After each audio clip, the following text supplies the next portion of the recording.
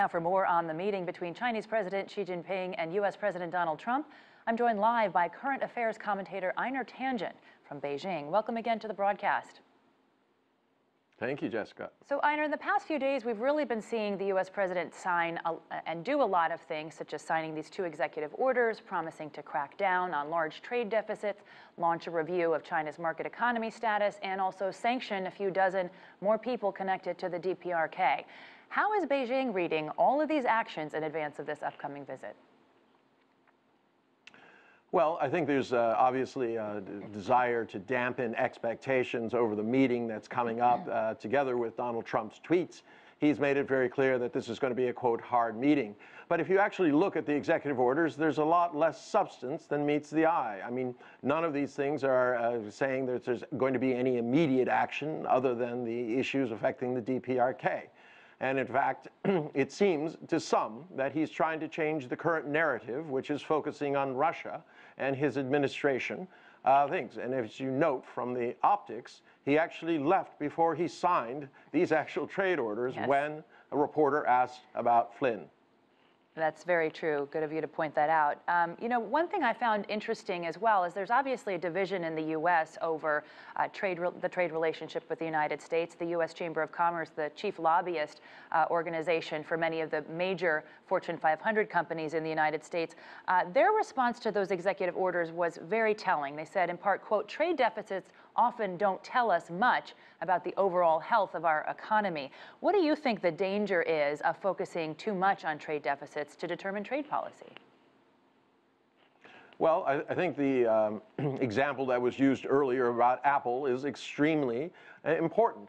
You have over the last 15 years, the world economy has changed. It went from 50 trillion to 113 trillion. But during that time, the U.S. and Europe appeared on face to be lagging behind, whereas China went ahead. But if you start looking at profits, and something like Apple, where Apple literally takes up over 80% of all the profits made in the world for cell phones, then you start to understand that the profits started to flow to Europe and the US, if not necessarily growth. I want to bring you back to one of the President's tweets today, which is one that we can put up on the screen there for you. We are going to defend our industry and create a level playing field for the American worker. It is time to put America first. This is something that was tweeted after those 2 executive orders were signed. But with the global supply chain, you know, and you talked about the economic integration around the world, how realistic is that type of pledge?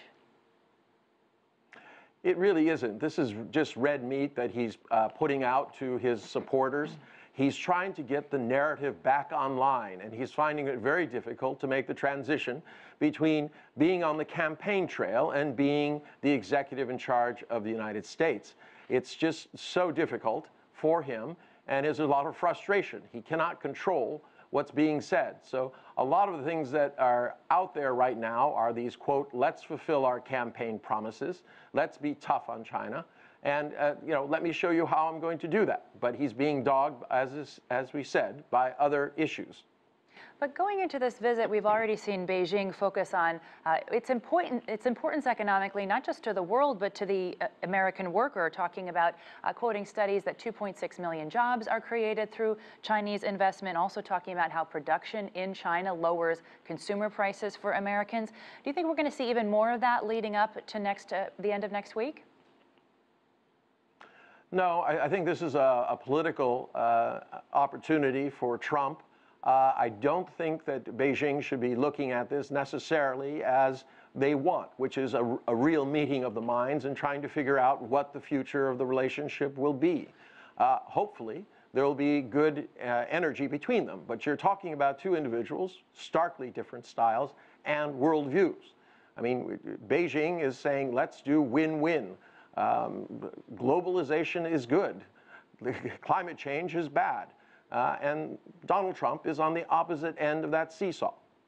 Let's face it, though, we still have no idea what the China policy is for the Trump White House. There's been no rollout of a policy, no background briefings of a policy. What is a good outcome for Beijing after this meeting with respect to better understanding the U.S. position on a holistic level when it comes to the relationship that's so important to the world? Well, hopefully the person-to-person element will be the strongest one. If those two can sit down and agree that they can talk about issues, I think Donald Trump will be less inclined, as he has with other leaders, to try to press points. But he's under a tremendous amount of pressure to do something, to give some red meat to his supporters and show them that he's being the kind of president he said he would be on the campaign trail. So if we can avoid that kind of rhetoric and get down to some business, not at this meeting per se, but in the future, start talking about how things can be a win-win situation, I think it'll be work very well. And we should note, Einar, that there will be no public press conference, so that will also help matters in terms of managing expectations. Thanks for your time. Appreciate it.